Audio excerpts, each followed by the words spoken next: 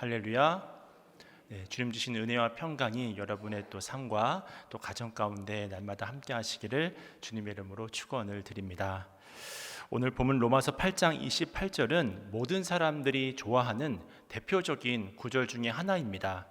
우리가 알거니와 하나님을 사랑하는 자 곧 그의 뜻대로 부르심을 입은 자들에게는 모든 것을 합력하여 선을 이루느니라. 어떤 고난이 찾아오든 어떤 난감한 상황이 온다 할지라도 결론은 항상 모든 것을 합력해서 선한 결과를 주어진다고 하니까 이런 말씀을 우리가 누가 싫어할 수가 있겠습니까? 그래서 저도 제 사무실 뒷자리에 이 로마서 8장 28절을 적어놓은 액자를 좀 수시로 바라보면서 또 마음에 되새기고는 하는데요. 근데 사실 하나님의 말씀 중에 안 중요한 말씀이 어디 있겠습니까? 그런 의미에서 이 시간 제가 이 말씀이 좋다고 말씀드리는 것은 특별히 제가 이 말씀을 통해 은혜를 많이 받았고 이 말씀을 통해 많은 위로와 용기를 얻었다는 말입니다. 그렇습니다. 분명 특별히 힘들고 어려울 때 이 말씀은 저에게 힘도 주었고 용기도 주었습니다. 때론 넘어지고 쓰러졌을 때도 이 말씀을 붙들었기 때문에 일어설 수 있었습니다. 그래서 이 말씀은 정말 잊을 수가 없고 제가 가장 좋아하는 하나님의 말씀입니다. 그래서 사도 바울도 오늘 보면 로마서 8장 28절을 우리가 알거니와라고 하는 말씀으로 시작하는 것을 우리가 확인할 수 있는데요. 이 말이 무슨 말이냐면 다른 것은 몰라도 우리가 하나님의 그 자녀라고 한다면 이 말씀은 꼭 알아야 한다라고 하는 것입니다. 하지만 우리의 실상은 이 세상을 살아가며 모르는 것이 너무 많다고 하는 것이 문제입니다. 그래서 아는 것이 힘이다라는 말이 무색할 정도입니다. 그런데 이런 우리가 눈에 보이지 않는 하나님, 온 땅과 하늘에 충만하신 하나님, 그리고 시제로 이야기를 한다면 항상 현재이신 그 하나님을 어떻게 온전히 매 순간 이해하며 살아갈 수가 있겠습니까? 그뿐만 아니라 한 분 하나님이시면서 성부, 성자, 성령 세 위격을 가지고 계신 삼위일체 하나님의 신비를 우리가 다 어떻게 이해하고 헤아릴 수가 있겠습니까? 로마서 8장 26절 말씀처럼 기도할 때도 하나님의 뜻을 알지 못해서 우왕좌왕할 때가 많이 있는 것을 우리가 고백하게 되고 아무리 똑똑한 사람이라 할지라도 내 인생의 1분 후에 일어날 일도 우리가 알지를 못하잖아요. 그러니 어떻게 하나님의 그 주권적인 섭리 가운데 이루어지는 그 수많은 일들을 다 이해할 수 있겠습니까? 이처럼 우리는 아는 것보다 모르는 것이 훨씬 더 많은 사람들입니다. 그뿐만 아니라 우리가 신앙생활을 하다 보면 정말 이해되지 않는 일들이 많이 일어나잖아요.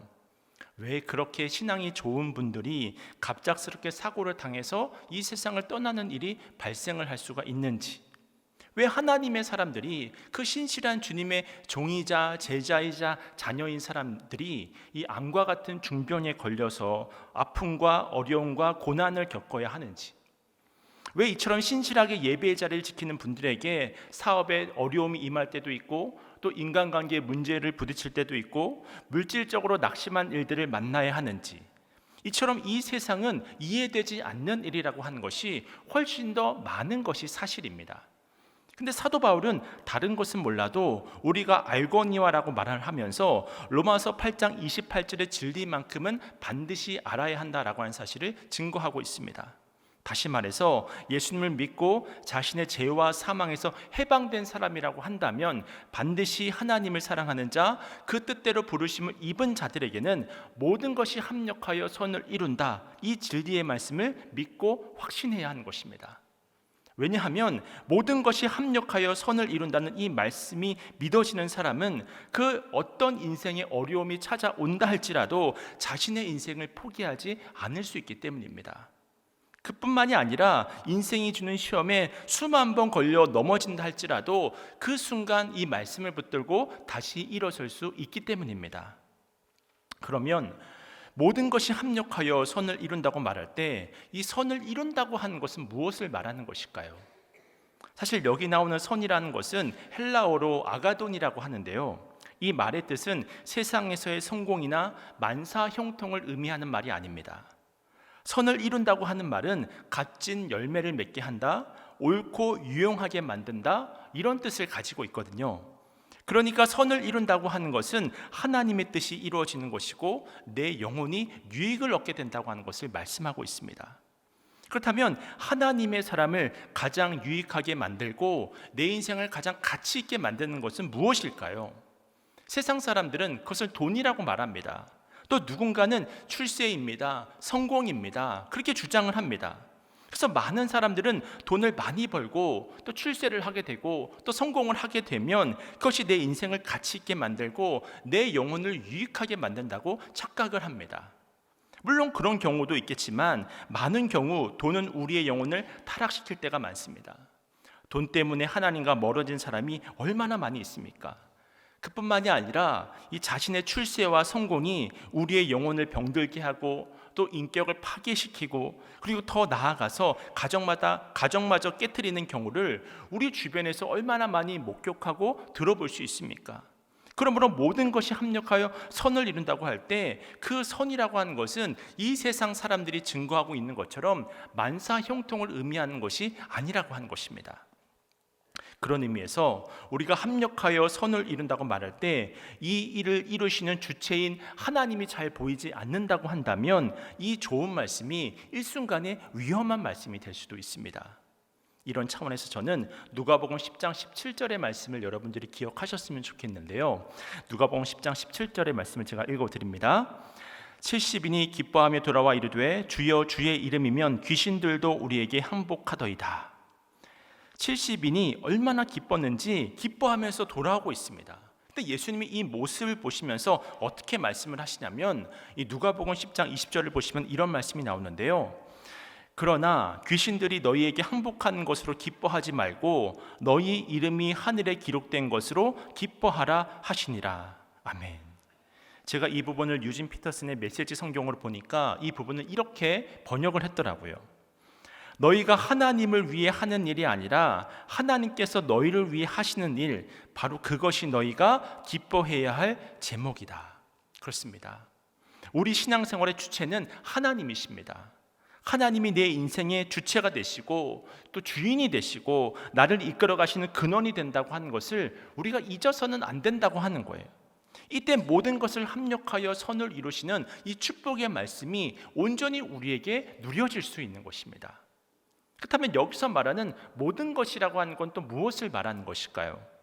여기서 말하는 모든 것은 내 인생의 어떤 특별한 사건만을 말하는 것이 아니라 내가 하나님의 사람으로서 겪는 모든 일을 말씀합니다. 우리는 이 땅을 살아가면서 성공도 하지만 어쩌면 더 많은 실패를 경험하면서 살아가는지도 모르겠습니다. 진학에 실패를 하고 때론 결혼 생활에 실패를 하기도 하고 또 사업에 실패를 하기도 합니다. 인간관계의 아픔을 경험하기도 하고 왕따를 당하기도 하고 또 핍박을 당하기도 하고 유혹에 걸려서 넘어질 때도 있습니다. 그리고 더 나아가서는 마지막에는 죽음을 경험하게 됩니다. 그러니 오늘 본문에서 말씀하는 모든 것이란 하나님을 사랑하는 주님의 자녀가 이 땅을 살아가면서 경험하는 이 세상의 그 모든 것들을 이야기를 하고 있습니다. 그런데 하나님은 당신을 사랑하는 자, 그 뜻대로 부르심을 입은 자들에게는 모든 것이 합력해서 결과적으로는 선을 만들어 주신다고 하는 거예요. 전능하신 하나님은 여러분의 약함까지도 합력하여 선을 이루십니다. 누구나 지옥에만 있다고 한다면 지워버리고 싶은 인생의 아픈 과거가 있잖아요. 내 인생의 족쇄로 작용하는 정말 잊어버리고 싶은 과거들, 때로는 그 과거에 매여서 정말 안타까운 인생을 살아가는 사람들이 주변에 많이 있음을 보게 됩니다. 근데 하나님은 이 지워버리고 싶은 우리의 과거까지도 합력하여 선을 이루어 주신다고 하는 것입니다. 그래서 시편의 기자는 시편 119편 71절 말씀에서 이런 말씀을 합니다. 고난당한 것이 내게 유익이라. 이로 말미암아 내가 주의 율례들을 배우게 되었나이다. 아멘. 그렇다면 이처럼 합력하여 선을 이룰 수 있었던 대표적인 성경의 인물은 누구일까요? 오늘 주일 예배 때도 담임 목사님께서 말씀을 전해주셨지만 그 사람이 바로 요셉입니다. 우리가 잘 알다시피 요셉은 어릴 때 꿈을 꾸었기 때문에 형들에게 미움을 받았습니다. 그뿐만이 아니라 어린 나이에 애굽의 종으로 팔려가고 또 보디발의 집에서 또 종으로 봉사를 하다가 또 강간범으로 몰려서 감옥에 갇히기까지 하고 또 2년의 세월을 잊혀진 존재로 살아가게 되어집니다. 근데 만일 요셉이 애굽으로 팔려가지 않았다면 어떻게 되었을까요? 형들에게 미움을 받아서 이 구덩이에 빠지지 않았다고 한다면 어떻게 되었을까요? 만일 요셉이 그 억울한 누명을 쓰고 감옥에 들어가지 않았다면 또 어떻게 되었을까요? 물론 그 순간은 너무나 큰 고통이었고 견디기 힘든 시간이었지만 결과적으로 보면 모든 것이 합력하여 선을 이루는 놀라운 은혜를 경험하는 그런 시간이 되었던 것입니다. 그래서 나중에 식량을 구하러 온 형제들을 만났을 때 요셉이 이런 유명한 말을 하잖아요. 창세기 45장 5절 말씀입니다. 당신들이 나를 이곳에 팔았다고 해서 근심하지 마소서, 한탄하지 마소서.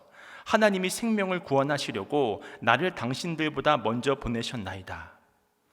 요셉은 자신에게 일어난 이 모든 일들이 하나님의 주권적인 섭리 안에서 이루어졌음을 고백하고 있습니다.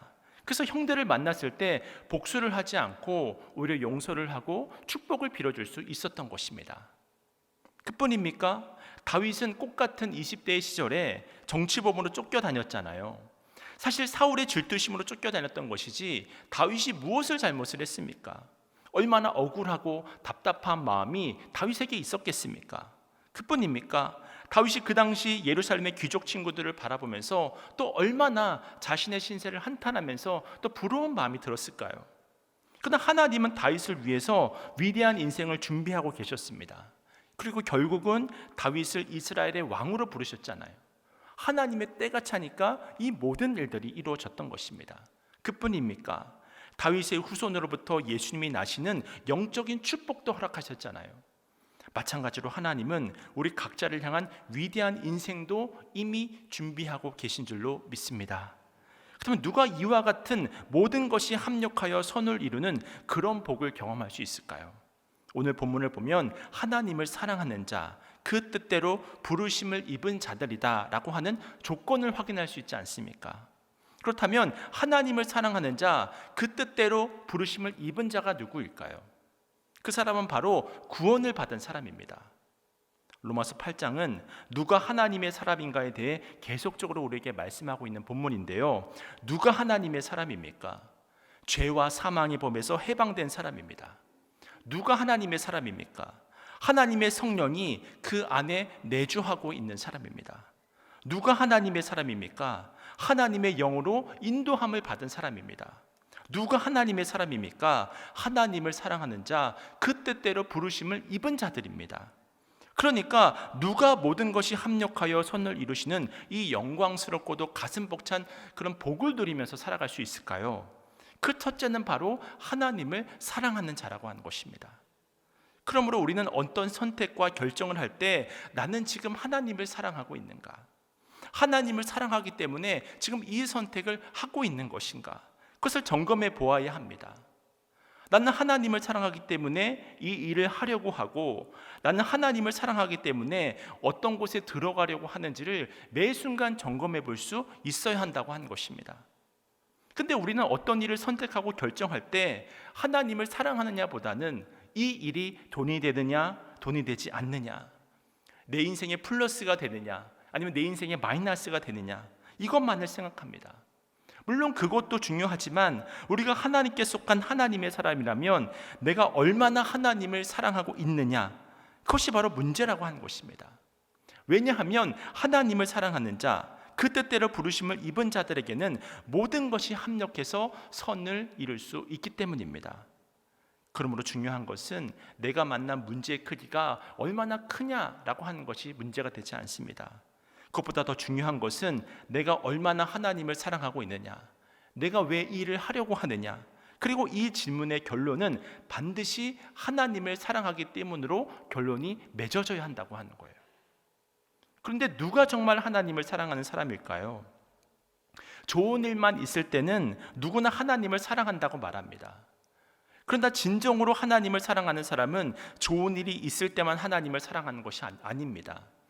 인생의 풍랑을 만나고 정말 이해할 수 없는 고난이 내 인생 가운데 몰려왔을 때 살아갈 용기마저 잊어버릴 만큼 커다란 인생의 풍랑을 만났다 할지라도 변함없이 우리의 입술의 고백에서는 나는 주님을 사랑합니다, 그렇게 고백하는 자가 진정으로 하나님을 사랑하는 자인 줄로 믿습니다. 이처럼 인생의 풍랑 가운데서도 하나님을 사랑한다고 고백할 수 있는 사람이 바로 하나님을 사랑하는 사람이라고 하는 거예요. 또 누가 하나님을 사랑하는 사람입니까? 믿음으로 기도하면서 기다리는 사람입니다. 사실 신앙 연륜이 오래된 분들도 믿음을 가지고 기다리는 것이 쉽지가 않습니다. 솔직히 여러분 중에 열심히 기도는 하지만 속으로는 기도해봤자 별로 내 인생이 변화되는 것이 없다, 아무 소용이 없다, 이렇게 말씀하시는 분은 없으실까요? 그런 의미에서 신앙생활에 있어서 가장 무서운 것이 무엇이냐면 낙심입니다. 믿음이 없는 것도 아니고 믿음을 가지고 기도했음에도 불구하고 다른 집 기도는 다 들어주시는 것 같은데 우리 집 기도는 안 되는 것 같은 낙심이 올 때 또 기도를 해보기는 하지만 실은 하나님이 오늘도 별 소용이 없을 것 같다, 그런 생각을 가지고 기도하시는 분들이 꽤 많이 있는 것을 보게 됩니다. 그런 분들이 계시다고 한다면 여리고성을 한번 생각해 보세요. 하루 이틀 돌면 이 벽에 금이라도 가고 그래야 되는데 3일째가 되어도 또 4일째가 되어도 5일째가 되어도 6일째가 되어도 아무런 변화가 없습니다. 아무런 변화를 찾아볼 수가 없는 거예요. 그러나 이들의 느낌과는 상관없이, 이들이 느끼는 감정과는 상관없이 하나님의 말씀에 순종하기 시작한 그 순간부터, 기도하기 시작한 그 순간부터 여리고성은 분명히 무너지고 있었다고 하는 사실입니다. 그리고 마침내 7째 날까지 총 13바퀴를 돈 후에 그 난공불락의 성 여리고성이 무너지는 것을 확인할 수 있지 않습니까? 그렇습니다.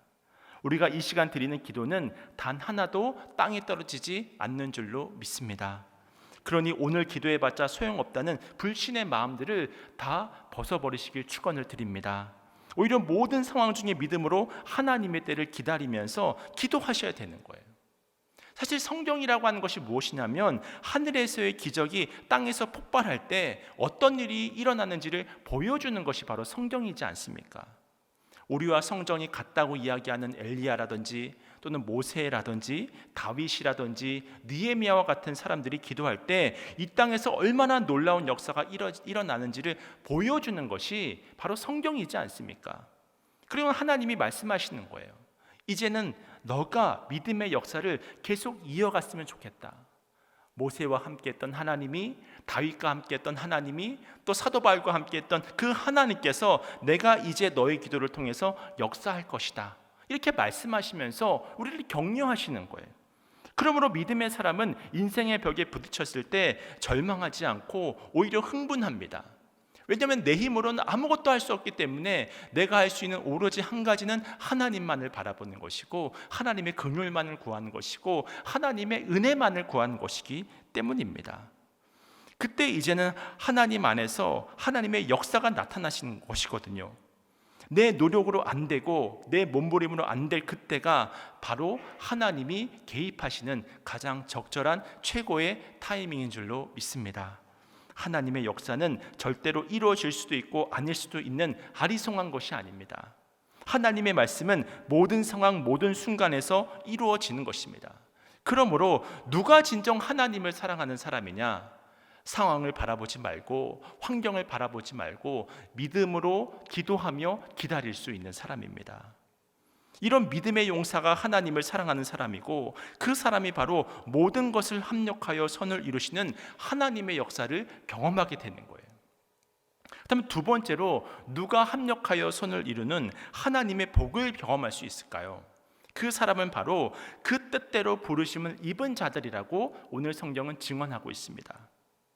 우리가 예수님을 믿고 하나님의 자녀가 된 것은 우연이 아닙니다. 하나님의 부르심이 있었기 때문입니다. 하나님의 부르심이 없었다고 한다면 어떻게 우리가 여기에 앉아 있을 수가 있겠습니까?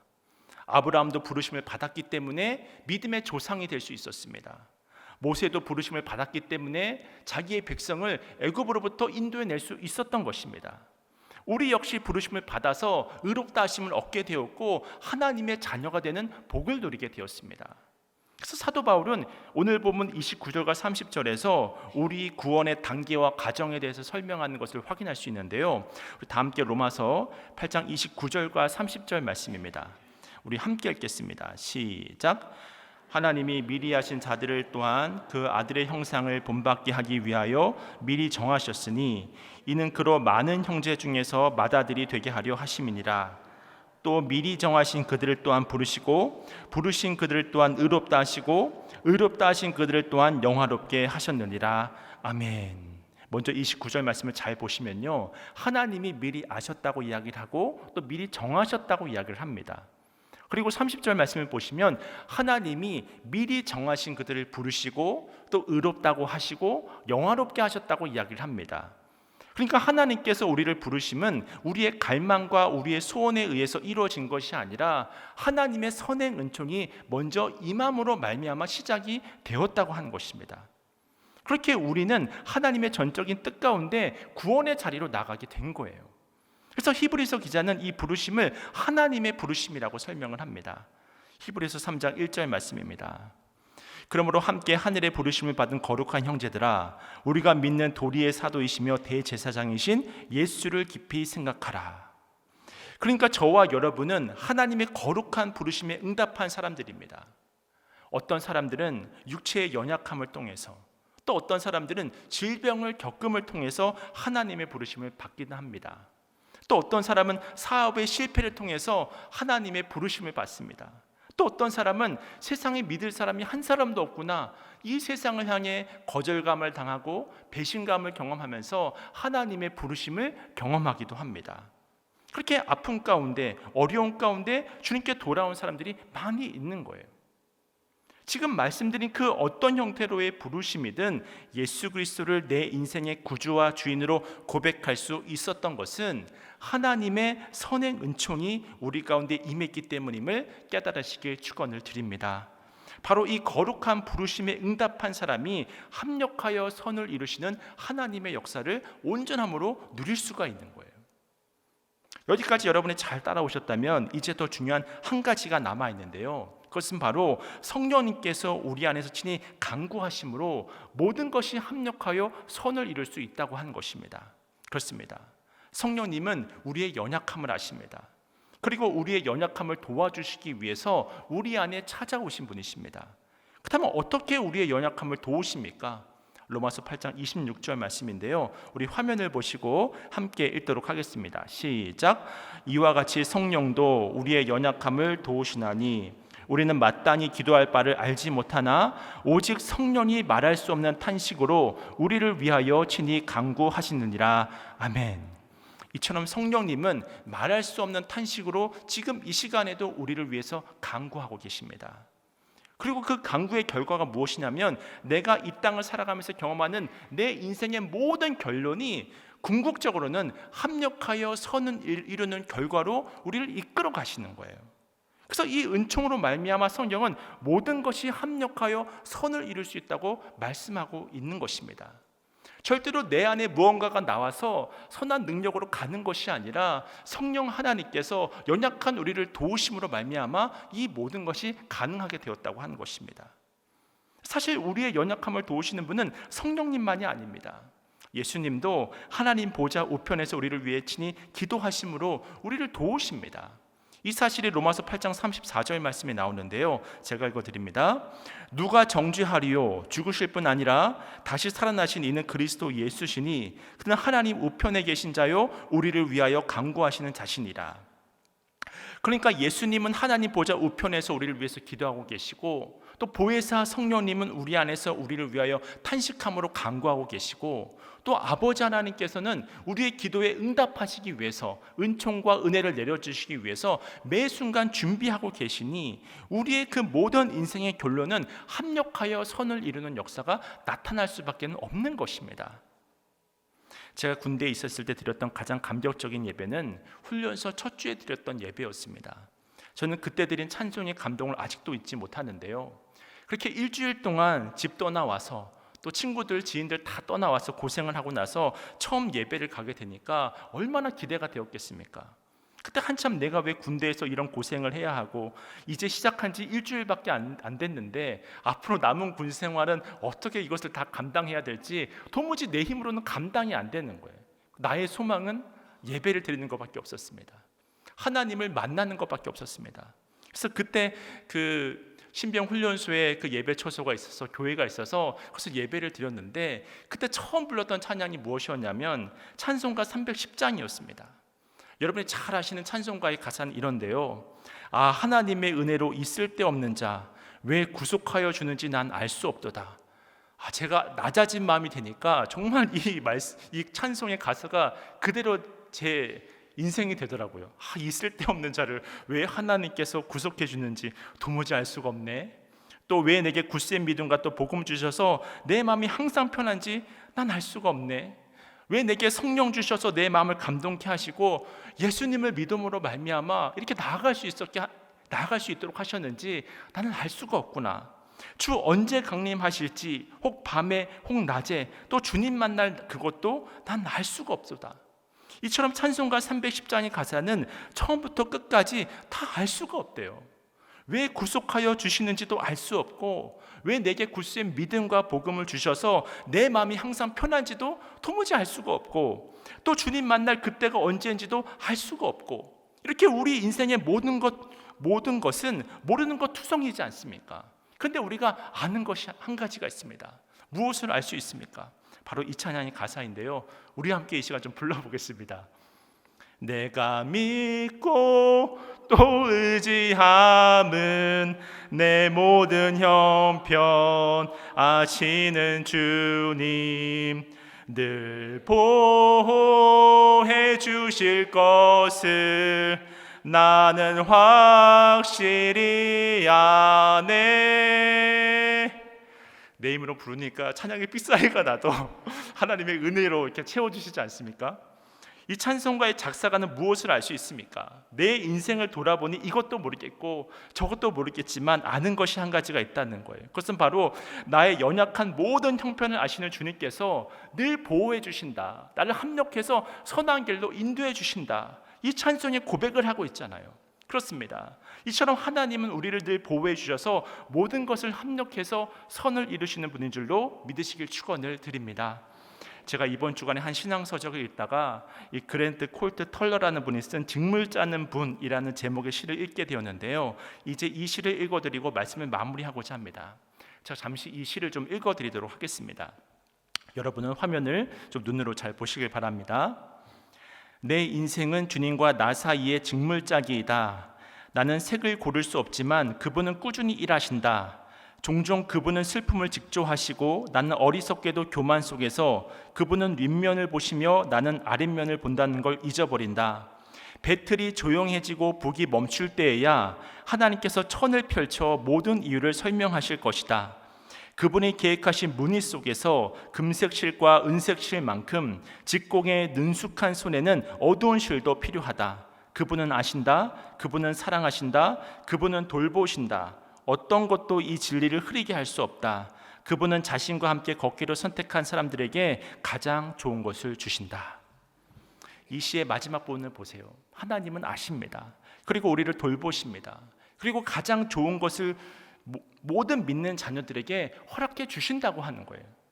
사실 우리는 늘 금색과 은색 실을 구하고 있지만 하나님은 때로 어두운 실들을 나타나게 하시는지 도무지 나는 그 이유를 알 수가 없습니다. 하지만 우리가 확실히 믿는 것이 있잖아요. 우리에게 일어나는 모든 일은 온유하고 겸손하신 그 직물 짜는 분의 손에 의해서 한치의 오차도 없이 선한 길로 합력하여 선을 이루는 방향으로 가고 있다고 하는 사실입니다. 그러므로 우리는 그 어떤 것도 두려워하지 말고 하나님의 섭리적인 손길에 우리 자신을 철저히 맡겨야 할 줄로 믿습니다. 그런 의미에서 왜 우리가 우리 인생에 이해할 수 없는 많은 고난을 만났을 때 스스로 이 인생을 포기할 수 없는 줄 아십니까? 그 이유는 나는 포기하더라도 내 안에 계신 주님께서 나를 포기하지 않으셨기 때문입니다. 이 은혜로 우리의 신앙생활은 지속될 수 있는 거예요. 그렇습니다. 내가 인생에서 경험한 모든 것이 선이 되게 하시는 분은 하나님 한 분밖에 없는 줄로 믿습니다. 전능하신 하나님이 내 인생의 약점, 내 인생의 허물, 내 인생의 실수와 넘어짐, 내 인생의 과거, 이 모든 것을 합력해서 선이 되게 만드시는 유일한 분이십니다. 이 진리의 말씀을 믿는 자는 절대로 망하지 않습니다. 이 진리의 말씀을 붙드는 자는 절대로 인생을 내 마음대로 포기할 수가 없습니다. 이것이 바로 오늘 설교의 제목처럼 우리에게 어떤 어려움이 온다고 할지라도 흔들리지 않을 수 있는 이유인 것입니다. 바라기는 이 진리의 말씀을 굳게 붙드심으로 인생이 주는 그 모든 시험과 고난을 이겨내시길 바랍니다. 그러므로 모든 것을 합력하여 선을 이루어 주시는 하나님의 은총 가운데 날마다 승리하는 삶을 살아가시는 여러분 모두가 되시길 주님의 이름으로 축원을 드립니다.